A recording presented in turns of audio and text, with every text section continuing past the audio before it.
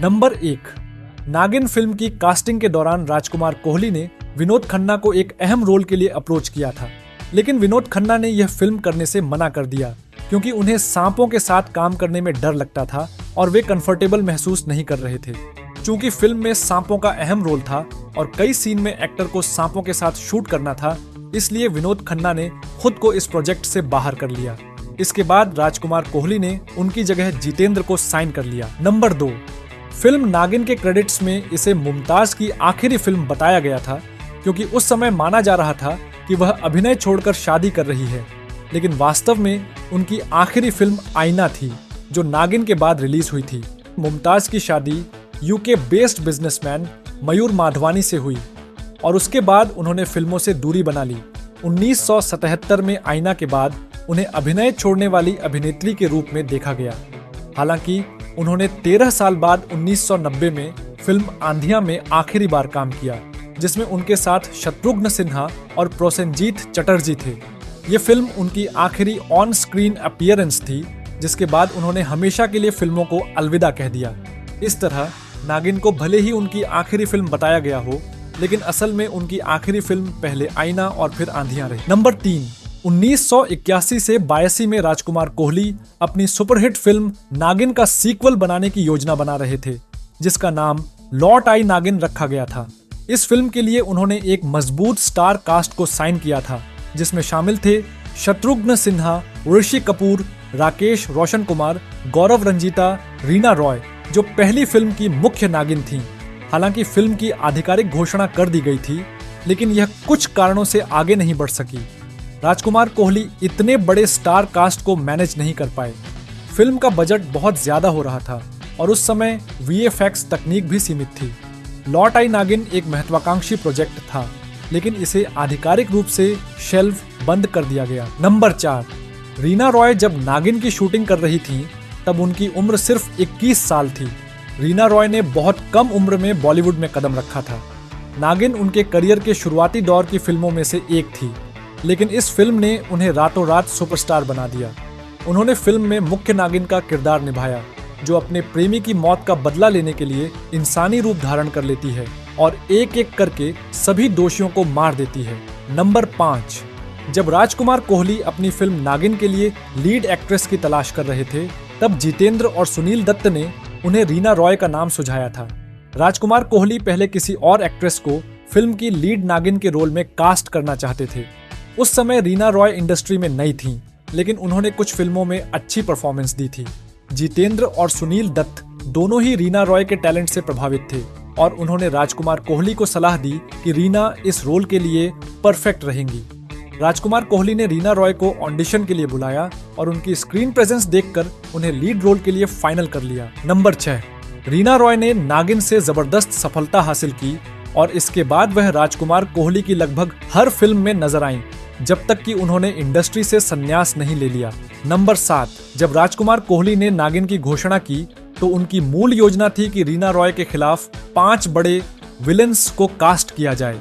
यह कहानी एक नागिन के बदले की थी और कोहली चाहते थे कि विलेन ही उन लोगों की भूमिका निभाएं जिनसे नागिन बदला लेगी। फिल्म की शुरुआती योजना के अनुसार रीना रॉय के सामने 5 बड़े विलेंस होने वाले थे, लेकिन फिर राजकुमार कोहली को एक नया आइडिया आया कि विलेन के बजाय 5 बड़े हीरो कास्ट किए जाएं ताकि दर्शकों के लिए एक शॉक वैल्यू पैदा हो सके। उन्होंने सोचा कि अगर नागिन बड़े बड़े हीरो को मारती है तो यह कहानी को और रोमांचक बना देगा। राजकुमार कोहली ने अपने निर्णय को पूरी तरह बदलते हुए 5 बड़े हीरो कास्ट किए। नंबर 8, राजकुमार कोहली ने शुरुआत में नागिन में अनिल धवन का किरदार सबसे पहले जितेंद्र को ऑफर किया था, लेकिन जितेंद्र को एहसास हो गया था कि इस किरदार का स्क्रीन टाइम बाकी कलाकारों की तुलना में बहुत कम होगा, सिर्फ कबीर बेदी के किरदार से ज्यादा।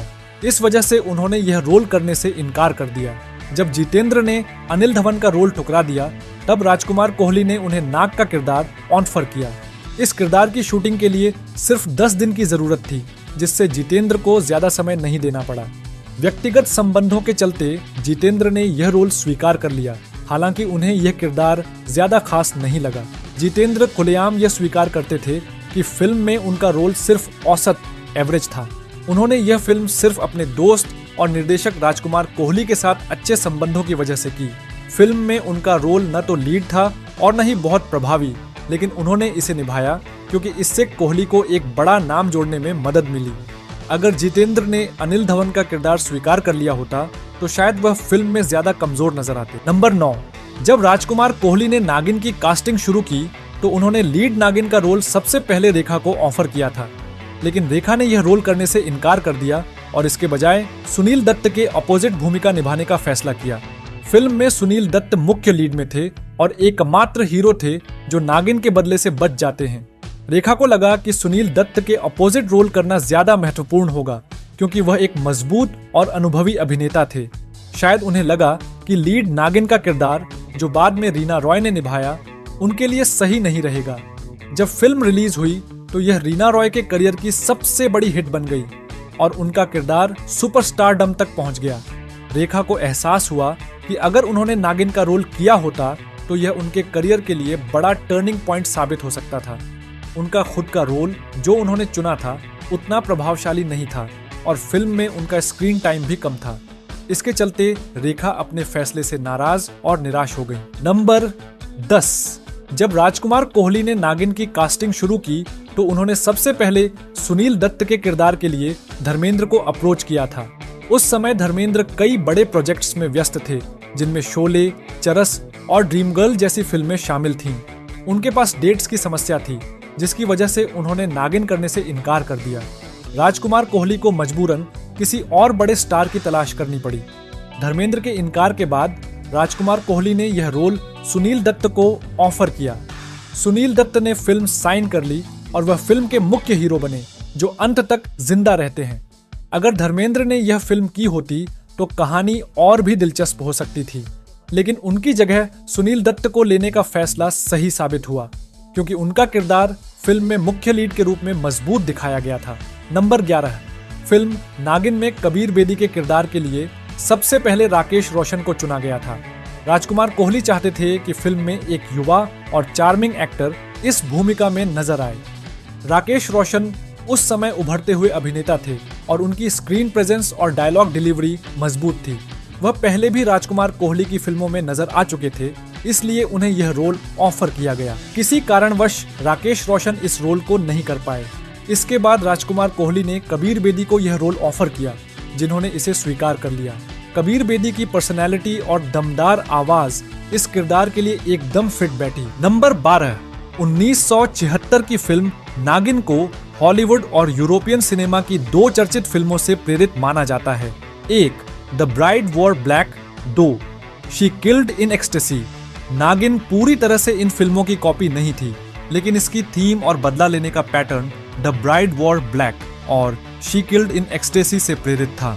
इसमें भारतीय पौराणिक मान्यताओं और नाग नागिन की कहानी को मिलाकर नया ट्विस्ट दिया गया, जिससे यह एक सुपरहिट फिल्म बन गई।